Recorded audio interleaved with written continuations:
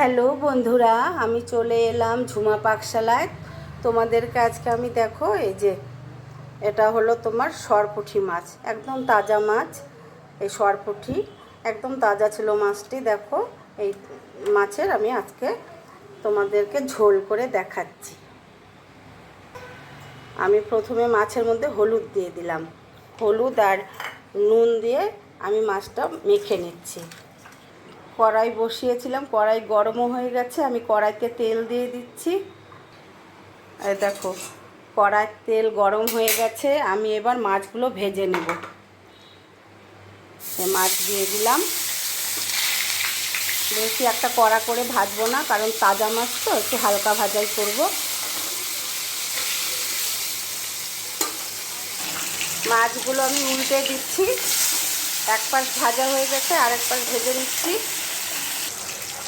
দেখো, দুটো মাছ আমার ভাজা হয়ে গেছে, আমি নামিয়ে দিচ্ছি এবার থালের মধ্যে।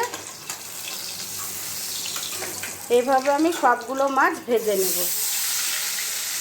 মাছগুলো ভাজা হতে হতে আমি একটা মশলা তৈরি করে নিচ্ছি। এই দেখো, কিছু পেঁয়াজ কুচি অল্প করেই দিলাম, কারণ তাজা মাছ তো, বেশি একটা পেঁয়াজ দেব না। আর দিয়ে দিচ্ছি দেখো কয়েকটা এই যে কাঁচা লঙ্কা, যে যেরকম ঝাল খায় সেরকম ইউজ করবে। কাঁচা লঙ্কা আর এই টমেটো কুচি আমি দিয়ে দিলাম। এবার আমি জল দিয়ে পেস্টটা করে নিয়ে আসি। আমার সব মাছগুলো দেখো ভাজা হয়ে গেছে। এবারে আমি তেল দিয়ে দিচ্ছি, এই মাছ ভাজার তেলেই আর অল্প তেল দিয়ে দিলাম। এই তেলে আমি দেখো এই যে কালো জিরে ফোড়নে দিয়ে দিলাম। আর এই যে মশলাটা যে পেস্ট করে নিয়ে এসেছি, সেই মশলাটা আমি এই তেলের মধ্যে এবার দিয়ে দিচ্ছি ফোড়নে।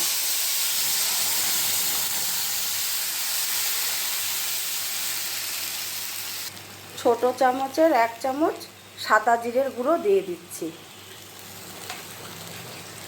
আর দিয়ে দেব তোমার এই ছোট চামচের 1 চামচ লাল লঙ্কার গুঁড়ো, মানে কাশ্মীরি লঙ্কার গুঁড়ো দিলাম। 1 চামচ হলুদের গুঁড়ো। যেহেতু মশলাটা পেস্ট করার সময় অনেকটা জল আছে, সেজন্য আমি মশলা কষানোর সময় আর জল দিলাম না।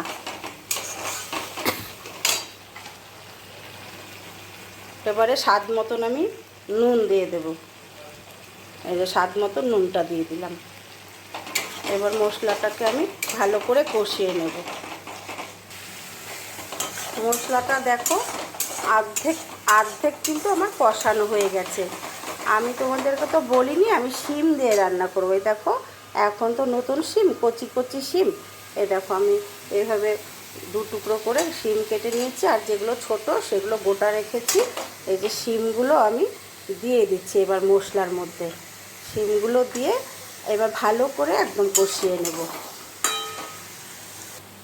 দেখো বন্ধুরা, আমার কিন্তু মশলার সাথে শিমটা খুব ভালো মতন একদম কষানো হয়ে গেছে, আর শিমটা যে কাঁচা একটা গন্ধ সেটা চলে গেছে।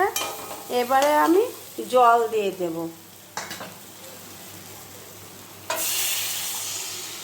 এই যে জল দিয়ে দিলাম।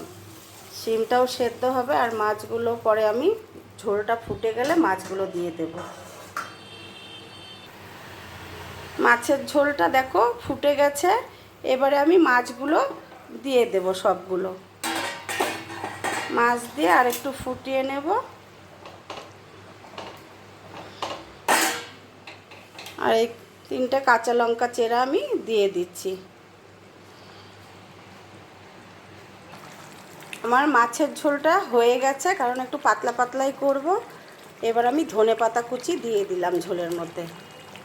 এবারে আমি মাছের ঝোলটা নামিয়ে দিচ্ছি। এই দেখো, এরকম পাতলা ঝোল করেছি শিম দিয়ে। তা তোমাদের কেমন লাগলো লাইক কমেন্ট করে জানিও, ভালো লাগলে শেয়ার করো। সকলে ভালো থেকো, সুস্থ থেকো।